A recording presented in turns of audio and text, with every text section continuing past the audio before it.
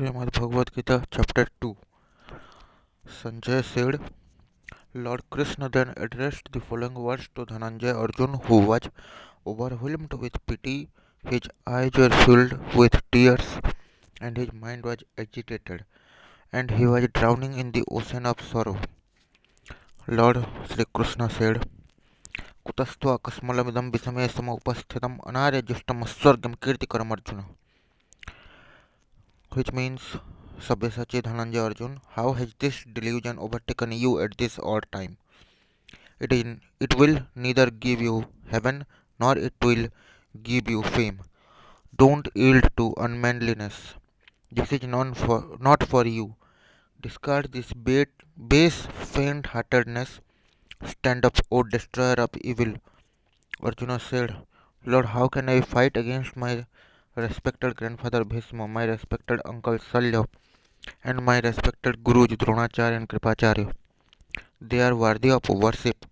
It is better to live by begging in this world, by not slaying these elders, because even after killing them, we can't enjoy peace. I am unable to decide what is preferable for me, war or no war. Lord, please give me proper guidance. Saying this, Arjuna dropped his divine Gandiva bow and sat on his chariot. Lord Krishna said, असोच्या नन्वसोचस्त्वं प्रज्ञावादांश्च भाषसे गतासो न गतासोश्च नानुशोचन्ति पंडिताः. Which means, even after being a wise and knowledgeable person, and you are talking like one, but you are grieving for the unworthy. The wise and knowledgeable people never grieve for the gone or the one who is not gone. There was no time in the past when I was not present, or you were not present, or these warriors were not present. And there will not be any time in the future when they will be not present, or I will be not present, or you will be not present. The stages of childhood, adolescence, young age, and old age is attained by the soul through the body, and after that, the soul leaves the body and takes birth as a new infant. Wise people like you should not get deluded about this. Dhananjay, the contact between the senses and their objects, which give rise to feelings of heat and cold, pleasure and pain, etc., are transitory and fleeting. Therefore, O Svetvahan, endure them. Arjuna, the wise man to whom pain and pleasure are alike and who is not tormented by these contacts becomes eligible for salvation. The unreal has no existence and the existence of real never ends. The reality of both has thus been perceived by the seers of truth. Know that alone to be imperishable which pervades the entire universe and beyond. For no one has the power to destroy the indestructible substance. All these bodies pertaining to the imperishable, indefinite, and eternal soul are spoken of as perishable. Therefore, Arjuna, fight. Both of them are ignorant. He who thinks the soul to be capable of killing, and those who think it as killed. For reeling, the soul is neither killed nor it kills. न जायते म्रियते वा कदाचिन् नायं भूत्वा भविता वा न भूयः अजो नित्यं शाश्वतो अयं पुराणो न हन्यते हन्यमाने शरीरे. Which means the soul is neither born nor does it die, for it is unborn, eternal, everlasting and primeval. Even though the body is destroyed, the soul is not. Arjuna, the man who knows the soul to be imperishable, eternal, and free from birth and death, how and whom will he cause to be killed? How and whom will he kill? वासांसि जीर्णानि यथा विहाय नवानि गृह्णानि नरोपराणि तथा शरीराणि विहाय जीर्णानि अन्यानि संयाति नवानि देहि. Which means, as a person discards old worn out clothes takes other new ones. Likewise, the embodied soul casts of worn out bodies enters into others that are new. नैनं छिन्दन्ति शस्त्राणि नैनं दहति पावकः न चैनं क्लेदयन्त्यापो न शोषयति मारुतः, which means soul cannot be pierced by weapons, nor can fire burn the soul, water cannot drown the soul, nor can wind dry it, because the soul is incapable of being cut by weapons or burnt by fire or dissolved by solvents or is undryable by air as well.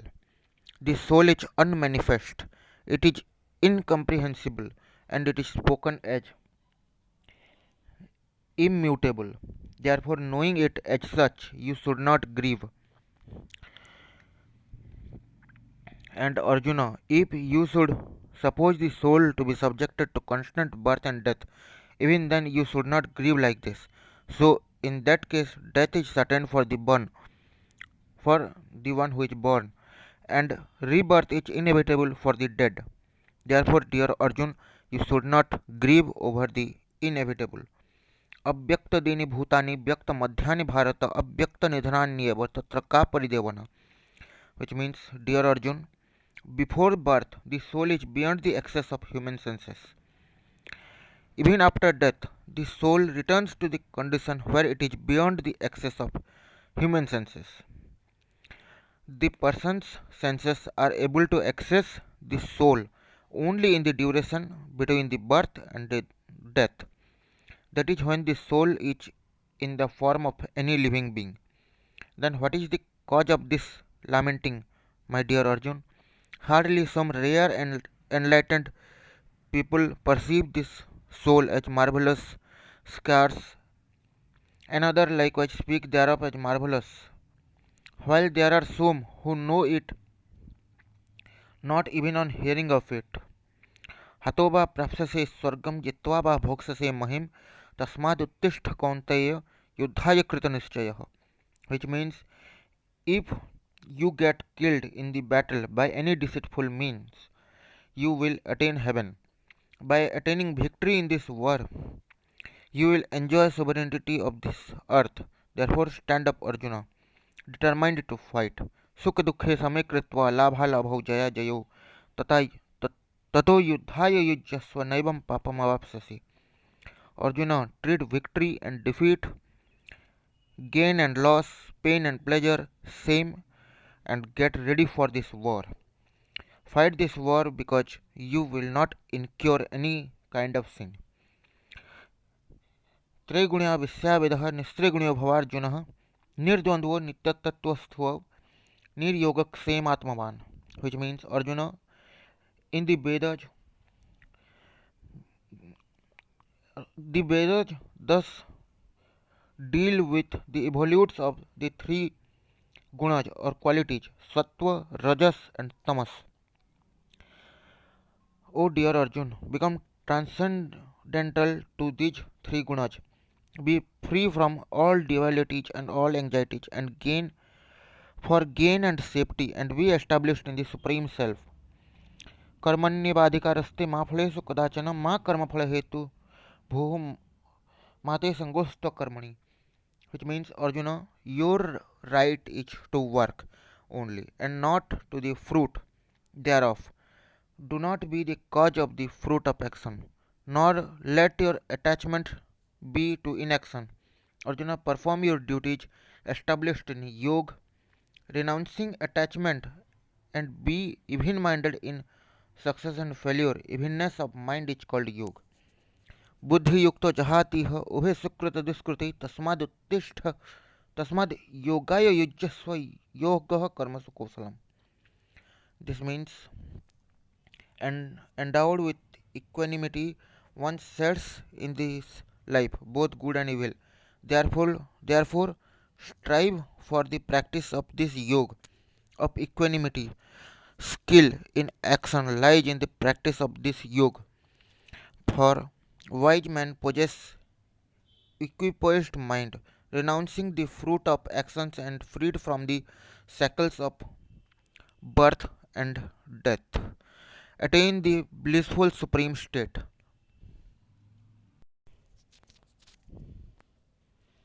When your mind will have fully crushed the mire of delusion, you will then grow indifferent to the enjoyments of this world and the next that have been hard off, as well as to those that are not to be hard off.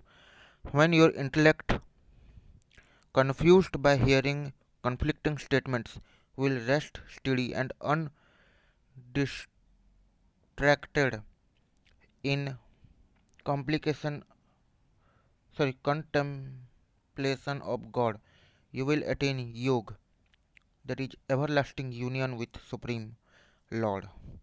Arjuna said, Lord, what are the characteristics of a God realized soul? Stable of mind and established in samadhi. Samadhi means perfect tranquility of mind. How does the man of stable mind speak? How does he sit? How does he walk? And how does he or she behave? Sri Krishna said, Arjuna, when one thoroughly casts off all craving of the mind and is satisfied in the self through the joy of the self, he is then called stable of mind. The sage whose mind remains unperturbed amid sorrows, whose thirst for pleasures has altogether disappeared, and who is free from passion, fear, and anger, is called stable of mind. He who is not attached to anyone or anything, and meeting with good and evil neither rejoices nor recoils, his mind is stable. When, like a tortoise or turtle that draws in its limbs from all directions, he withdraws all his senses from the sense objects, his mind becomes steady.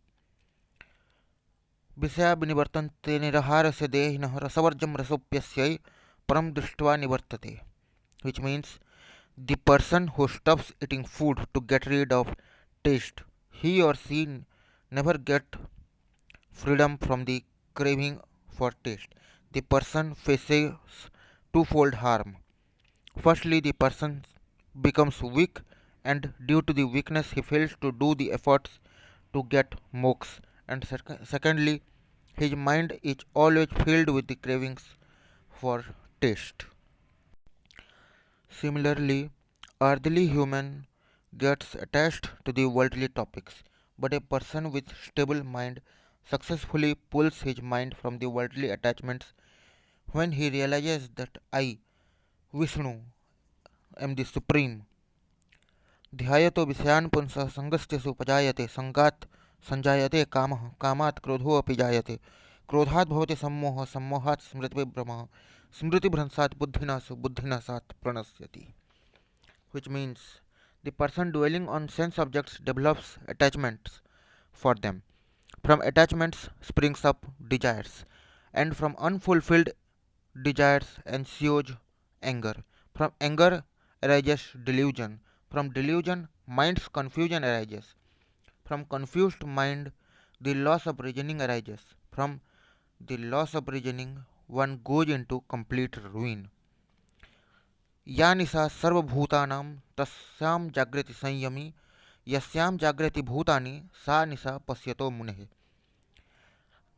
which means the, that which is night for common people or common being, a God realized yogi with divine knowledge and supreme bliss keeps awake, and that the everlasting transient worldly happiness in which all beings keep awake is the night for this year. Here, the spiritual knowledge is termed as the day, and the earthly attachments are termed as the night. So, the earthly attachments are important for common people but not for a yogi, and the supreme knowledge is im- uh, supreme knowledge is valuable for the wise and the yogi but not for a earthly common man. So with this ends the chapter 2 of Srimad Bhagavad Gita. Jai Sri Ram.